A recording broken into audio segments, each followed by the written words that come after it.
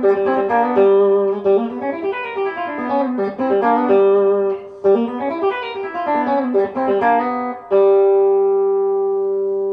right, that's going to be lick number 4 for our open string folder. This one you can play a little bit faster, but I'd highly recommend to start off a little bit slower. I'll do the breakdown as we move through this little lesson here. So the cool thing with this, I call this Twisted Sister, by the way. I don't really name a lot of licks, but I thought it was fitting because you're kind of really twisting around certain things in the way that you would approach basically your a G chord. So what we're winding up doing, and we're using open strings in really precise areas that really give it, in my opinion, a unique flavor. So right off the bat, we're starting with this interesting interval, which is going to be a minor second. So it's almost like you're out of tune. That's what we're doing though. So we're starting off with G as well. So we're starting off.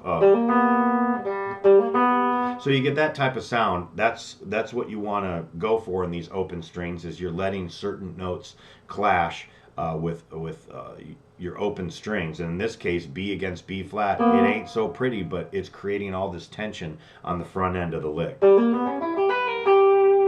So honestly in this one we're utilizing a couple of different things. We're utilizing a flat 5.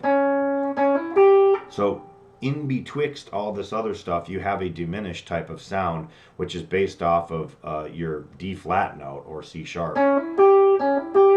So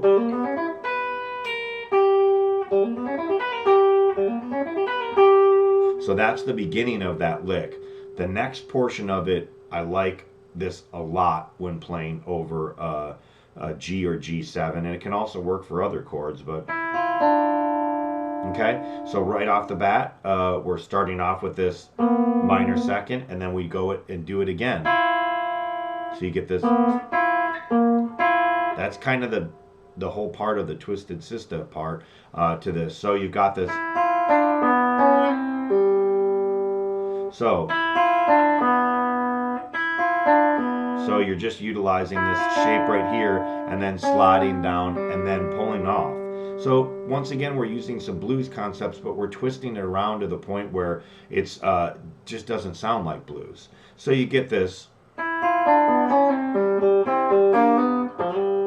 And you can slide into it or just do this and stay in this hand position right here.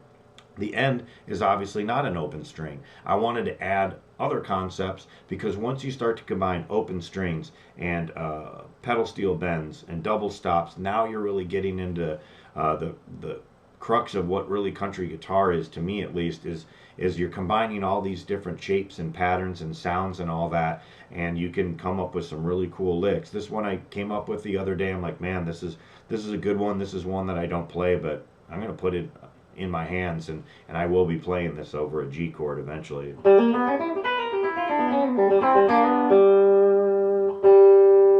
So as far as this one goes, the number one thing to buyer beware on is have those notes ring together, as we've talked about for this entire folder. So there's no open strings there, but then we back it up with,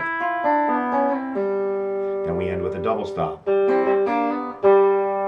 And you can slide into that however you want to do that, or just hit the note itself. I mean, the G is already kind of played on the lower register, but I just figured that I'd add that because it's one more open string, and that's the folder that we have. So I hope you dug that. That's going to be lick number 4 for the open strings folder that I've got, and I hope you dug that.